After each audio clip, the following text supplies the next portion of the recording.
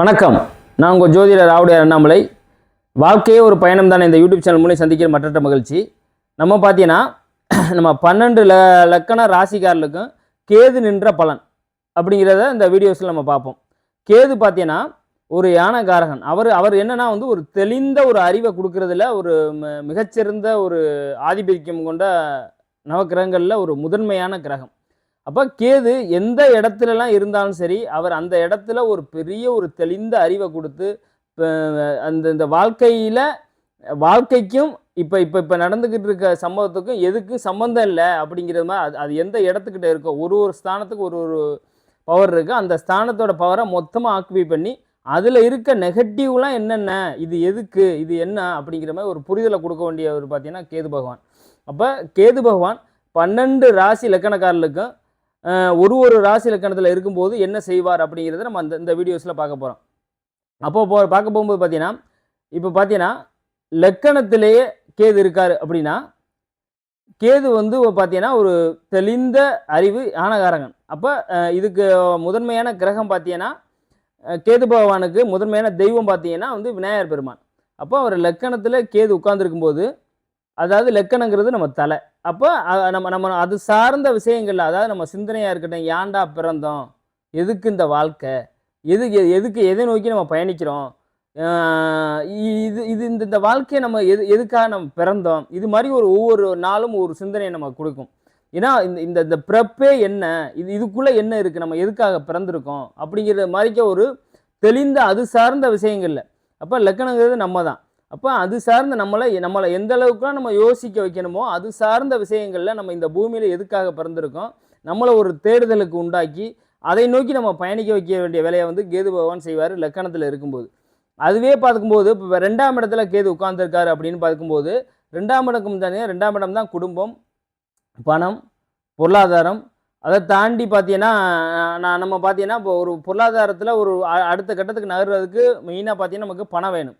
அப்போ அந்த பணம் சார்ந்த விஷயங்களில் அந்த கேது பகவான் நம்மளை ஒவ்வொரு விஷயமும் நம்ம ஆட்கொண்டு இது எதுக்கு இந்த பணம், அதாவது ஃபஸ்ட்டு ஒரு நல்லா புரிஞ்சுக்கிறங்க. ஒரு கேது தசை நடக்குது, இல்லை கேதுவோட புத்தி நடக்குது அப்படின்னா, இல்லை அதோட நட்சத்திரத்தில் உட்காந்து ஒரு கிரகம் தசை நடத்துது அப்படின்னா, கண்டிப்பாக பார்த்தீங்கன்னா 2ஆம் இடத்துல உட்காந்துருக்கு அப்படின்னா அது பணம் சார்ந்த விஷயங்களில் எவ்வளவுக்கு தெளிவான ஒரு அறிவை கொடுக்கணுமோ கொடுத்துரும். அதாவது உங்களுக்கு பணத்தை கொடுக்கறது மாதிரிக்கே கொடுத்து பெரிய ஒரு பொருளாதார இழப்பை சந்திக்கும். ஒரு விஷயம் ஒன்று நடக்கும், எழுந்து இது இனிமேல் எதுக்கு இந்த வாழ்க்கை அப்படிங்கிற மாதிரி ஒரு அமைப்பை கொடுக்குற வேலையை அதை செய்வார். அதையும் தாண்டி இன்னொரு விஷயம் என்ன செய்வார் அப்படின்னா, பணம் கிடைக்கிறதுலே பார்த்தீங்கன்னா பெரிய ஒரு போராட்டமான ஒரு அமைப்பாக இருக்கும். அதாவது நீங்கள் ஒரு இடத்துல போய் ஒரு இடத்துக்கு கடன் தர்றேன்னு சொல்லிட்டீங்க, ஆனால் அந்த டயத்தில் உங்களுக்கு பணம் கிடைக்கவும் கிடைக்காது. நீங்கள் அந்த கடன் சொல்ல காப்பாற்ற முடியாது.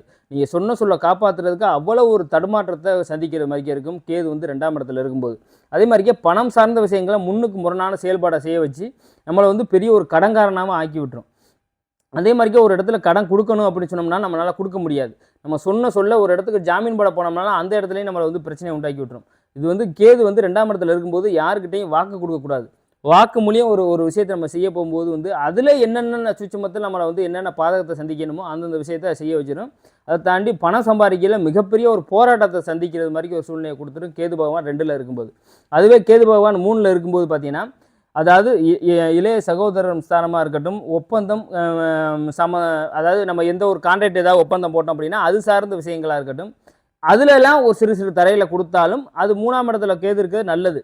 ஒரு பார்த்தீங்கன்னா பொதுவாகவே பார்த்தீங்கன்னா 3, 6, 10, 11 இருக்கிறது ஒரு பாம்பு இருக்கிறது நல்லதுன்னு சொல்கிறது.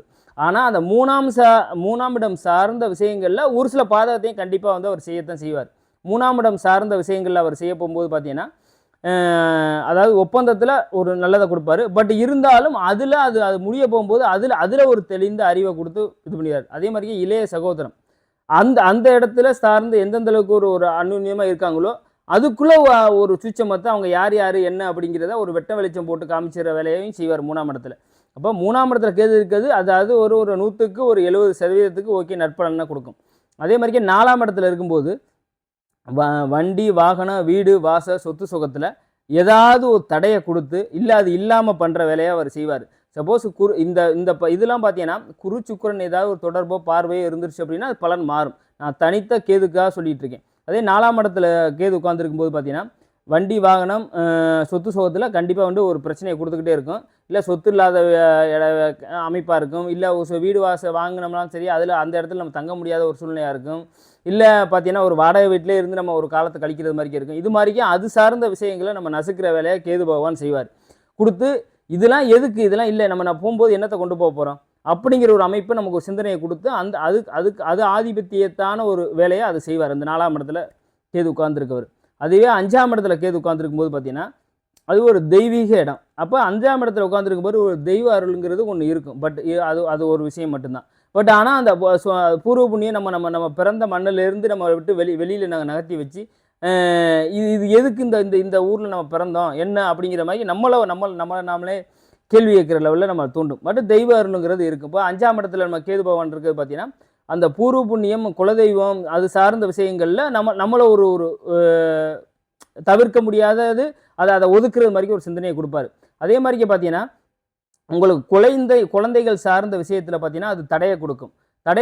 அதே மாதிரியே குருச்சுக்குரன் ஏதாவது பார்வை இருந்துச்சு அப்படின்னா பிரச்சனை இல்லை. அதாவது வந்து குழந்தை பிறக்கல திருப்ப தடை, இல்லை வைத்தியம் பண்ணால் தான் குழந்தை பிறக்கும், இல்லை மாற்று ஏதாவது ஒரு குழந்தை தத்தெடுத்து வளர்க்குறது, இது மாதிரிக்கே புத்திர தோஷத்தை கொடுக்குற வேலையை அவர் செய்வார். அதுவும் பாவ வீட்டிலலாம் கேது பகவான் உட்காந்துட்டோன்னா 100% அதை அடித்து செய்வார். அந்த வேலையை அவர் செய்வார். அதனால் வந்து அந்த இடத்துல 5ஆம் இடத்துல உங்களுக்கு கேது உட்காந்துருக்கும் போது பார்த்தீங்கன்னா மேக்ஸிமம் பார்த்தீங்கன்னா நம்ம சொந்த ஊரை விட்டு வெளியூரில் போய் இருக்கிறது வந்து ரொம்ப நல்லது. அது வந்து பொதுவாகவே வந்து உங்களுக்கு நல்லது. அதே மாதிரியே விநாயகர் வழிபாடு பண்ணுறது ரொம்ப சிறப்பான ஒரு விஷயமா, அது விடிய காலம் பண்ணுறது ரொம்ப நல்லது. அதுவே 6ஆம் இடத்துல கேது உட்காந்துருக்கு. இப்போ 6ஆம் இடத்துல கேது பகவான் உட்காந்துருக்கிறது வந்து ஒரு பாசிட்டிவான ஒரு அமைப்பை கொடுக்கும். பட் 6ஆம் இடத்துல கடன் இல்லை, வம்பில்லை, வழக்கில்லை அப்படிங்கிற மாதிரி ஒரு அமைப்பை கொடுத்தாலும் 6ஆம் இடத்து கேது உங்களுக்கு பார்த்தீங்கன்னா 6ஆம் இடம் சார்ந்த விஷயங்களில் வெற்றியை கொடுத்துவிட்டு குடும்பம் சார்ந்த விஷயத்தில் பார்த்தீங்கன்னா உங்களுக்கு அடுத்தது வரப்போகிறது 7. அப்போ குடும்பம் சார்ந்த விஷயத்தில் ஒரு சில பிரிவினையை கொடுக்கும். சப்போஸ் கேது திசையோ ஒரு 6ஆம் இடத்துலேருந்து கேது திசை நடக்குது அப்படின்னா கண்டிப்பாக ஒரு வழக்கு ஓடிக்கிட்டு இருந்துச்சு, அதில் வெற்றியை கொடுத்துரும். அதே ஒரு கடன் இருந்தாலும் அந்த கடனை கட்டிக்கிறதுக்கு மாதிரி ஒரு சூழ்நிலை கொடுக்கும். பட் இருந்தாலும் குடும்பம் சார்ந்த விஷயங்களில் ஒரு சில பிடிதலோ இல்லை ஒரு விட்டு கொடுக்காம குடும்பத்தில் பிரிஞ்சு இருக்க வேலை, இல்லை நம்ம தாண்டி நம்ம குடும்பத்தில் நம்ம பேச்சுவார்த்தை இருக்கும். இப்போ சப்போஸ் வந்து சாப்பாடு நம்ம வெளியில் சாப்பிட்டுக்கிட்டு இருக்கிற மாதிரி இருக்கும். இது மாதிரி ஏதோ ஒரு சூழ்நிலை வந்து 6ஆம் இடத்துக்கு இது பண்ணு குடும்பம் சார்ந்த விஷயத்தில். பொதுவாகவே குடும்பம் சார்ந்த விஷயத்தில் அது வந்து கேது பகவானை வந்து கொஞ்சம் பிரித்து வைக்கிற வேலையை பார்ப்பார். எந்த ஒரு சுபர் பார்வையோ இணைவோ இல்லை அப்படின்னா 100% செய்வார். நல்லதே நட்பனே கொடுத்தாலும் குடும்பம் சார்ந்த விஷயத்தில், மனைவி சார்ந்த விஷயத்தில் 100% வந்து ஏன்னா வந்து ஒரு சன்னியாசி கிரகம் அது. அப்போ அந்த வேலைங்கிறத குடும்பத்தில் இல்லற வாழ்க்கையிலேருந்து கொஞ்சம் ஒதுக்கி வைக்கிற வேலையை செய்வார். அவர் எந்த இடத்துக்கிட்ட இருந்தாலும் பொதுவாகவே அது பலனே அதான். அது மாதிரிக்கு அந்த வேலையை அவர் செய்வார் 6ஆம் இடத்துல. அதே மாதிரிக்கு பார்த்தீங்கன்னா அடுத்தடுத்த வீடியோஸில் பார்த்தீங்கன்னா நம்ம இப்போ வந்து 1லேருந்து 6 வரைக்கும் இருக்குதுதான் கேது நின்ற பலனை பார்க்குறோம். நம்ம அடுத்தடுத்த வீடியோஸில் நம்ம அதை உங்களுக்கு 7லேருந்து அடுத்து 12 வரைக்கும் உள்ள பலனை பார்ப்போம்.